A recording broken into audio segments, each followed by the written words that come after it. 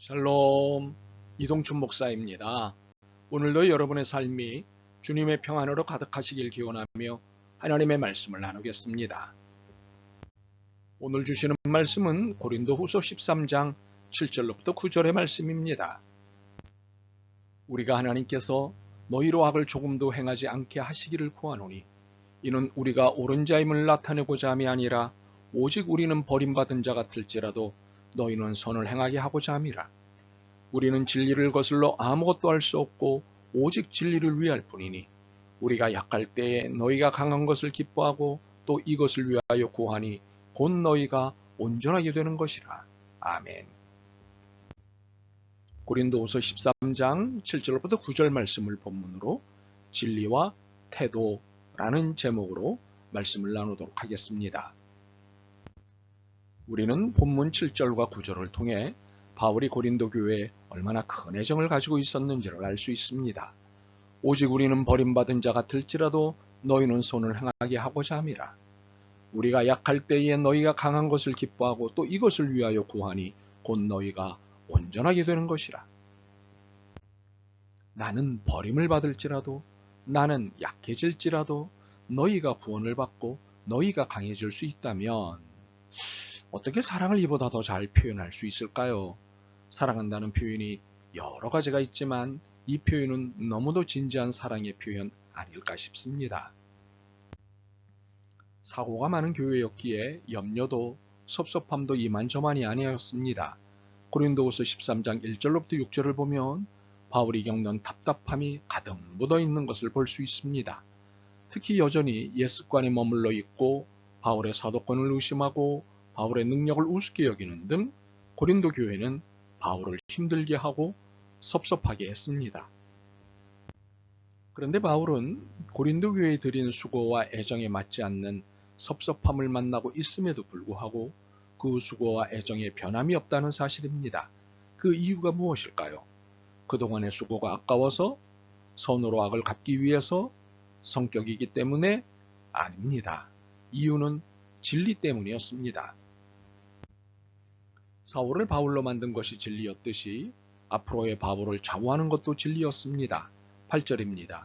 우리는 진리를 거슬러 아무것도 할 수 없고 오직 진리를 위할 뿐이니 오직 진리 안에서만 삶의 태도와 행위를 결정하는 바울이었기에 고린도 교회에 대한 태도 또한 바울이 임의로 결정할 수 있는 것이 아니었습니다. 진리는 사랑하라 였기 때문에 진리는 화해하라 였기 때문에 고린도 교회를 향한 바울의 태도는 다른 태도를 취할 수 없었습니다. 고린도후서 13장 10절입니다. 그러므로 내가 떠나 있을 때에 이렇게 쓰는 것은 대면할 때에 주께서 너희를 넘어뜨리려 하지 않고 세우려 하여 내게 주신 그 고난을 따라 엄하지 않게 하려 함이라. 진리 앞에서 쩔쩔매는 바울이 보이시죠?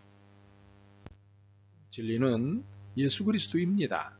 예수 그리스도께서 말씀하시고 사신 모든 것이 진리입니다. 복음이라고도 말합니다.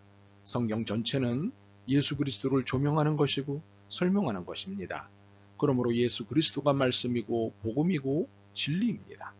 바로 이 진리 때문에 바울의 태도는 다른 행동을 취할 수 없었습니다. 우리는 이처럼 진리에 살고 진리에 죽은 바울을 통해 알게 되는 사실이 있습니다. 첫 번째로 진리를 붙잡은 내가 약해 보이는 것이지 진리가 약한 것은 아니다 라는 사실입니다. 7절과 8절입니다. 우리가 하나님께서 너희로 악을 조금도 행하지 않게 하시기를 구하노니 이는 우리가 옳은 자임을 나타내고자 함이 아니라 오직 우리는 버림을 받은 자 같을지라도 너희는 선을 행하게 하고자 함이라. 우리는 진리를 거슬러 아무것도 할 수 없고 오직 진리를 위할 뿐이니. 바울은 진리를 위해 버림받은 자처럼 행동했고 살았습니다. 사실 진리가 없었다면 그 어떤 상대에게도 약해 보여야 할 이유가 없었습니다.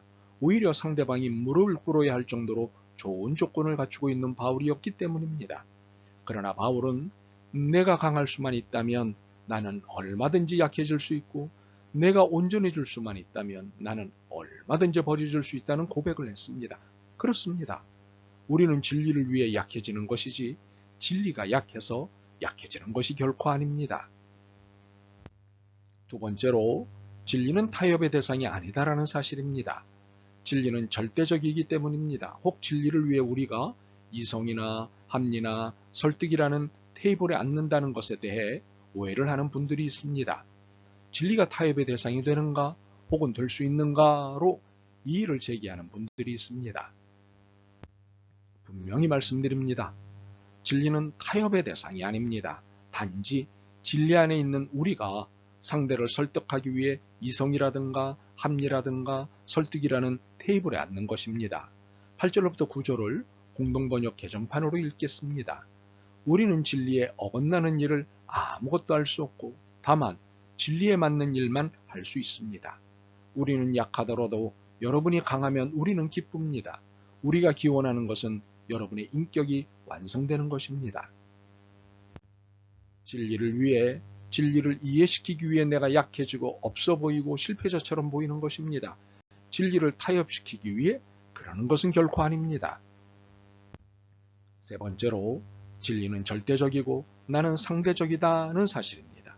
혹시 예수 그리스도가 상대적이어야 하지 않겠느냐고 생각하는 분들이 있나요? 혹시 이스라엘의 예수가 아닌 한반도의 예수, 한반도의 예수가 아닌 아프리카의 예수, 아프리카의 예수가 아닌 남미의 예수, 남미의 예수가 아닌 중동의 예수, 중동의 예수가 아닌 아시아의 예수를 주장하시나요? 충분히 설득력 있는 주장입니다. 예수님께서 한반도에 오셨다면 복장과 언어와 태도는 한반도 것으로 사용하셨을 테니까요. 남미에 오셨다면 난민풍으로 사셨을 것입니다. 그러나 이것을 가지고 그러므로 진리는 상대적이다 라고 주장하는 것은 맞지 않습니다. 진리는 예수 그리스도께서 하신 말씀과 사신 모습을 일컫기 때문입니다. 그러므로 진리를 환경적 조건과 혼합하지 마십시오. 그러므로 진리는 상대적이 아니고 우리가 상대적으로 사는 것입니다. 우리가 진리를 얼마나 확고하게 붙잡고 있느냐에 따라 내 상태가 우리의 상태가 달라지기 때문입니다. 진리를 강하게 붙잡고 살수록 우리는 약하고 겸손해집니다. 진리를 이해시키기 위해 상대에게 불손하지 않게 됩니다. 진리 가운데 있는 사람은 결코 폭력적이지 않습니다. 그러므로 진리가 문제일 수 없습니다. 문제는 우리입니다. 진리에 대한 확신이 적으면 상대적으로 우리는 불손하고 폭력적이 됩니다. 진리에 대한 확신이 분명할수록 우리는 겸손하고 평화적이 됩니다. 7절로부터 9절을 세 번역으로 읽겠습니다. 우리는 여러분이 악을 저지르지 않게 되기를 하나님께 기도합니다. 그것은 우리가 합격자임을 드러내려는 것이 아니라 우리는 실격자인 것처럼 보일지라도 여러분만은 옳은 일을 하게 하려고 하는 것입니다. 우리는 진리를 거슬러서는 아무것도 할 수 없고 오직 진리를 위해서만 무언가 할 수 있습니다. 우리는 약하더라도 여러분이 강하면 그것으로 우리는 기뻐합니다. 우리는 여러분이 완전하게 되기를 기도합니다.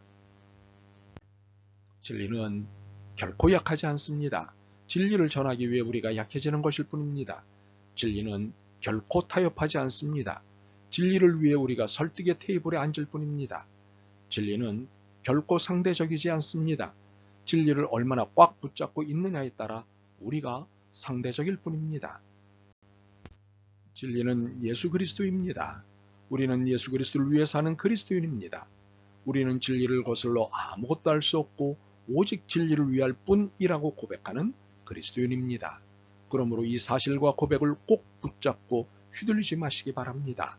진리는 휘둘리는 것이 아닙니다. 아멘. 진리이신 예수님, 한계를 가진 제가 감히 절대자이신 주님을 넘어서려고 했습니다. 이제 바르게 깨달았사오니 진리의 절대성 앞에 겸손하겠습니다. 진리를 따라 사랑하고 화해하는 삶을 결심합니다. 예수 그리스도의 이름으로 기도드립니다. 아멘. 오늘도 여러분의 믿음과 삶을 응원합니다. 사랑합니다.